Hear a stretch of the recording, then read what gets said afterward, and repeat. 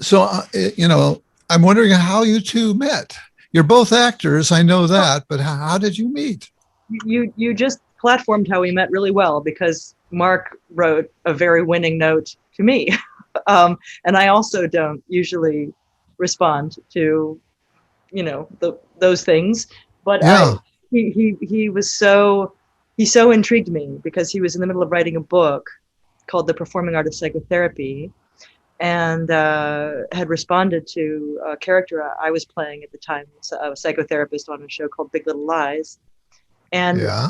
and we started a dialogue as he was writing this book about, I guess, the intersection of our two professions. And actually, Mark used to be an actor, so he knew a great deal coming in as well. And we had a great deal to say to each other, as it turned out. My father was a psychoanalyst, and I always wished for my dad that he had been able to see what he did as a creative art. I Uh-huh. thought that would be something that would be psychologically beneficial for him. Let's just say, Yeah. Yeah.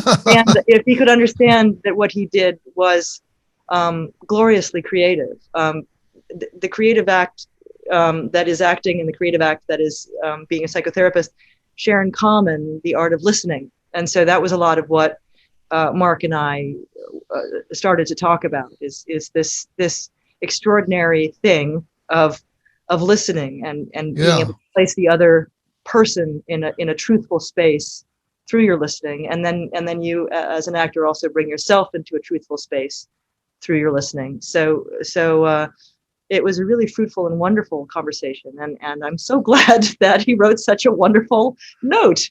You're a Yeah, very he did. good He writer. did, Yeah. and your input, I think, certainly appears in the book, and the book is so wonderfully written. So you both have experience as actors, and Mark, you're a psychotherapist. Robin, you're not. But I'm wondering, were you ever on the receiving end of psychotherapy? I assume Yeah, that Mark was in his training. absolutely. Yes. I mean, Okay, so that probably helped in the role that you played in Big Little Lies, which I'm a big fan of Big Little Lies, and went back to rewatch some of the scenes that you were in there, and I recommend that to all of our listeners and viewers out there. Um, so, Mark, in your book, you write about what's been called a third in the psychoanalytic literature. And I want to jump right into the deep end of the pool here by sharing with you two my sense of a third that I feel is already with us, namely synchronicity. I don't normally do these shows thematically, a series of shows on a theme. But as I look back, I'm struck by this show seems thematically related to the two that came before it. Maybe it's just me, but later you can take a look and see what you think. They both involved a dive into narrative and story.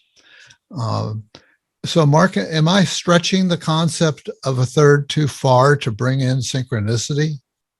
Oh, not at all. Absolutely.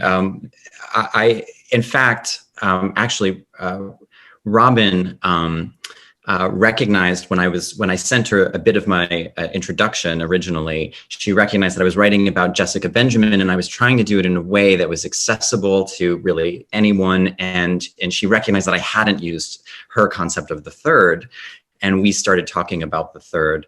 I recognized that there was a third kind of space opening up between Robin and I as well. Sure. Yes. And that's when I got really excited about sort of I'll bet. talking with her and dialoguing and collaborating, because the thing itself that I was trying to write about was happening in the way that we were communicating. Yeah. Including, and when you talk about synchronicity, I was even aware at that time, Robin uses the word invitation a lot with your scene partner. And I was thinking a lot about how when you're inviting a kind of recognition between people, it actually, who knows how to explain it, but something enters that's bigger than both of you. And it's almost mystical. And I was having that experience when I was talking with Robin, including learning about her grandmother, who was also a psychoanalyst, a formidable psychoanalyst. And I started reading her, and she's Edith Weigert. She's incredibly contemporary, actually. It feels fresh. The writing, she calls psychotherapy an art in her writing, and talks about the need for the therapist to be flexible, the way an actor needs to be flexible and really join the person who's in front of you. So it's not at all a stretch to think of the third as, in terms of synchronicity and all the possibilities for connection.